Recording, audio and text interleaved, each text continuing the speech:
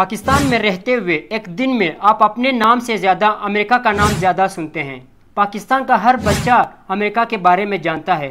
सिर्फ पाकिस्तान ही के नहीं बल्कि पूरी दुनिया में जितनी भी स्टेट्स और कंट्रीज़ मौजूद है, वहाँ के मर्द, औरत, नौजवान, बच्चे सब अमेरिका के बारे में जानते हैं, क्योंकि अमेरिका ने पूरी दुनिया को इस तरह इन्फ्लुएंस किया है कि कोई अमेरिका का नाम लिए बगैर रह ही नहीं सकता। अमेरिका ने मेरी, आपकी, हम सब की ज़िंदगी का हर शोबा, हर पहलू और हर एस्पेक्ट इन्फ्लुएंस किया और कर रहा है।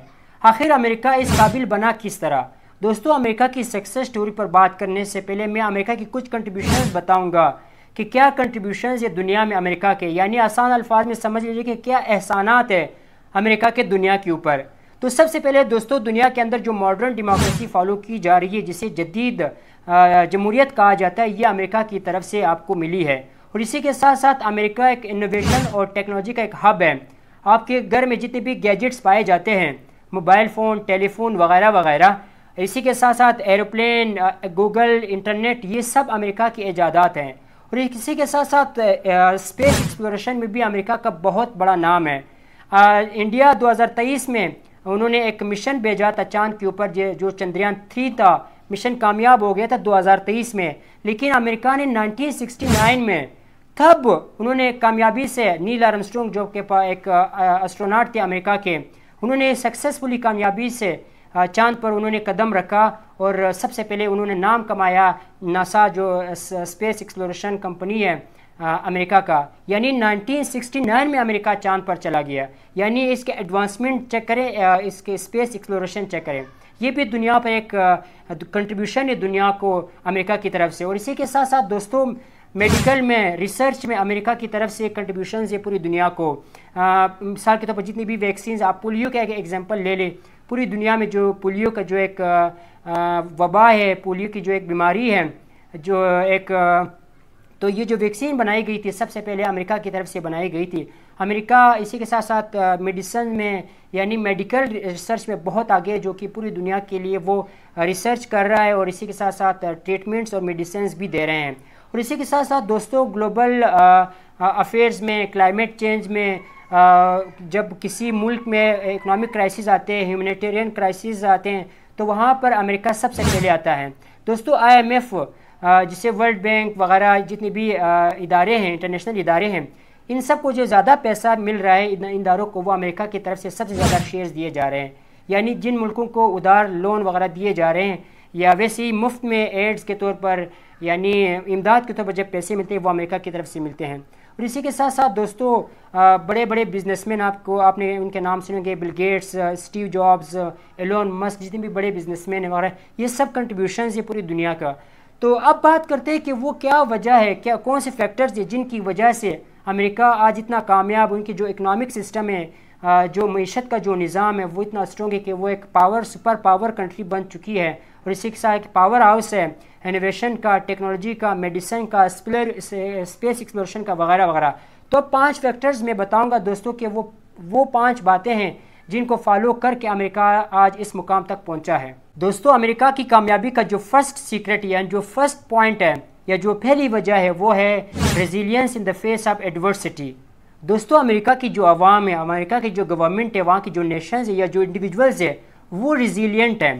दोस्तों, आपने सुना होगा कि 1930s में अमेरिका के अंदर एक ग्रेट डिप्रेशन के नाम से एक क्राइसिस आया था, जिसमें पूरी दुनिया को इन्फ्लुएंस किया था, लेकिन सबसे ज़्यादा जो इन्फ्लुएंस किया था वो अमेरिका को इन्फ्लुएंस किया था। ग्रेट डिप्रेशन दोस्तों एक क्राइसिस, एक बहरान थी, जिसकी वजह से इकोनॉमिक सिस्टम, जो इंडस्ट्रीज़ थी, जो प्रोडक्शन थी, वो सारी की सारी ख़त्म हो गई। पूरी दुनिया में अनएम्प्लॉयमेंट हो गई। ज़्यादातर जो टारगेट किया था, जो सबसे ज़्यादा जो इफ़ेक्ट किया था, वो अमेरिका था। लेकिन उसके बावजूद दोस्तों, अमेरिका की जो आवाम है, वहाँ की जो आबादी है, वो इतने रेजिलियंट है कि वो हार मानने के लिए तैयार नहीं रहते। उनके अंदर रीबिल्ड करने की एक पोटेंशियल मौजूद है, एक एनर्जी मौजूद है कि हमने वापस किस तरह खड़े हो जाना है और किस तरह वापस हमने दुनिया के अंदर रूल करना है और किस तरह दुनिया के अंदर नाम कमाना है। यानी प्रॉब्लम्स जब आते हैं किसी मुल्क के ऊपर, तो वो हार नहीं मानते। यही लेसन मिला है अमेरिका की तरफ से। अमेरिका के अंदर भी बहुत सारे क्राइसिस आए हैं, बहुत सारे बुरे हालात आए अमेरिका के ऊपर, लेकिन उन्होंने उस बुरे हालात को फेस करके, रेजिलियंस का सामना करके, रेजिलियंस को शो करके, रेजिलियंसी को दिखाकर कि उन्होंने अपने नेशन को वापस रीबिल्ड किया और दुनिया में एक नाम कमाया। तो रेजिलियंस से उनके अंदर रीबिल्ड करने का, रिकवरी का, वापस खड़े होने का, हार मानने का फैक्टर उसमें नहीं है, जिसकी वजह से अमेरिका आज इस मुकाम तक पहुंचा है।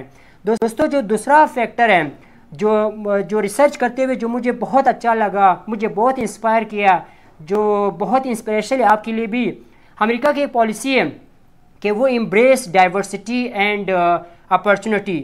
पूरी दुनिया से वो जो इमिग्रेंट्स होते हैं वो बुलाते हैं, उनको अलाउ करते हैं कि आ जाए हमारी कंट्री में, आ जाए आप हमारे मुल्क के अंदर काम करें, कि वो अपॉर्चुनिटीज़ देते हैं।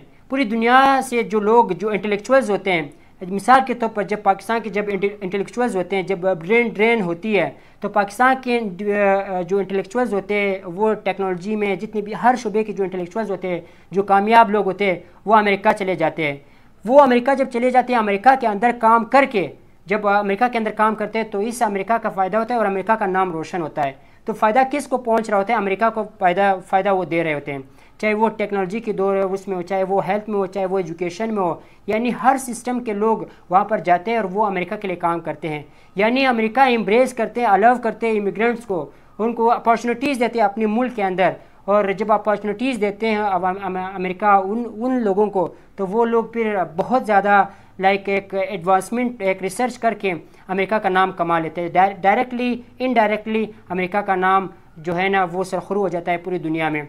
आजकल जो रिसर्च हो रहा है पूरी दुनिया अमेरिका के अंदर, जो टेक्नोलॉजी में जो काम हो रहा है, आप एग्जांपल ले लो, उस अमेरिका के अंदर जितनी भी कंपनीज़ हैं सब के CEOs या तो इंडियन है या तो पाकिस्तानी है। क्यों? उन्होंने एम्ब्रेस किया हुआ है, क्योंकि वो जानते हैं जो लोग काबिल लोग होते हैं वो अमेरिका को पता है कि हमने किस तरह रिस्पेक्ट करनी है, किस तरह अपॉर्चुनिटीज़ देनी है और उन्होंने इनसे किस तरह काम लेना है। तो अमेरिका ने एम्ब्रेस किया, अलाउ किया इमिग्रेंट्स को काम करने के लिए, अपने मुल्क को यानी अपॉर्चुनिटीज़ दी है, लाइक डाइवर्सिटी को उन्होंने एक्सेप्ट किया हुआ है। दोस्तों, जो तीसरा सीक्रेट है वो है एंटरप्रेन्योरशिप स्प्रेड। अमेरिका के अंदर जितनी भी आबादी है, वहाँ की जो आबादी है उसके अंदर एक स्प्रेड है स्टार्टअप्स लेने का, काम शुरू करने का, बिजनेस शुरू करने का, रिस्क टेकिंग का एक फैक्टर है उसमें।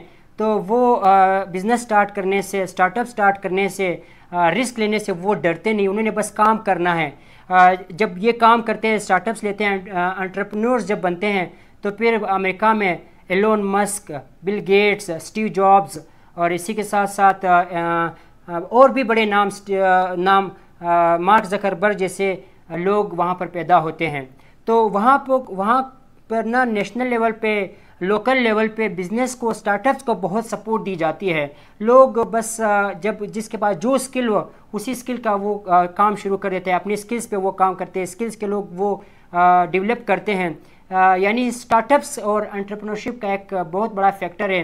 अमेरिका की कामयाबी का एक बहुत बड़ी वजह है कि वहाँ पर लोकल लेवल पर, नेशनल लेवल पर, हर सतह पे स्टार्टअप्स को, एंटरप्रेन्योरशिप को और बिज़नेस को सपोर्ट किया जाता है। और फिर बड़े बड़े नाम निकल आते हैं, जिस तरह Bill Gates, Elon Musk, Mark Zuckerberg, Steve Jobs जैसे नाम आते हैं। दोस्तों, चौथा फैक्टर है इनोवेशन और टेक्नोलॉजी का। वहाँ की जो आबादी है या वहाँ की जो इंडिविजुअल्स है, जो गवर्नमेंट है, उनका जो ज़्यादातर फोकस है वो रिसर्च के ऊपर है, इनोवेशन के ऊपर है कि हमने किस तरह चीज़ों को इनोवेट करना है, किस तरह चीज़ों को हमने इन्वेंट करना है और किस तरह चीज़ों को हमने डिस्कवर करना है। इसी का ये नतीजा है कि आज पूरी दुनिया में जो गूगल, इंटरनेट जैसे चीज़ें इस्तेमाल की जा रही है, ये सब के सब अमेरिका की तरफ से आई है। इंटरनेट हो गया, गूगल हो गया, फेसबुक, इंस्टाग्राम, जितने भी सोशल मीडिया के जो प्लेटफॉर्म्स है, ये सारे के सारे अमेरिका की तरफ से आए हैं। यानी वो फोकस करते हैं इनोवेशन के ऊपर, टेक्नोलॉजी के ऊपर काम करते हैं। सारा का सारा सारी जो एनर्जी होती है उन्होंने इनोवेशन और टेक्नोलॉजी पर लगाई है। इसी वजह से वो कामयाब एक नेशन उभरा है, पूरी दुनिया में सुपर पावर बन चुका है और पूरी दुनिया को इन्फ्लुएंस किया है। और इसी के साथ साथ दोस्तों, जो लास्ट फैक्टर है वो एजुकेशन का है। अमेरिका का जो एजुकेशन सिस्टम है वो बहुत ही इफ़ेक्टिव समझा जाता है। प्राइमरी स्कूल से लेकर यूनिवर्सिटी की जो एजुकेशन है वो गवर्नमेंट सपोर्ट करती है।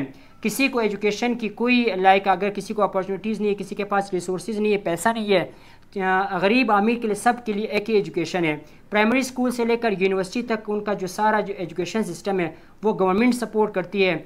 और जिसकी वजह से वहाँ पर बड़े बड़े इंटेलेक्चुअल्स पैदा होते हैं, बड़े बड़े आर्टिस्ट पैदा होते हैं, बड़े बड़े साइंटिस्ट और बहुत बड़े बड़े नाम निकल आते हैं उस एजुकेशन सिस्टम से। तो उनका जो एजुकेशन सिस्टम है, मोस्ट जो प्रायोरिटी है उनकी एजुकेशन सिस्टम है। दोस्तों ये थे 5 वो पॉइंट्स जिनको फॉलो करके अमेरिका आज पूरी दुनिया पर रूल कर रहा है, पूरी दुनिया को इन्फ्लुएंस कर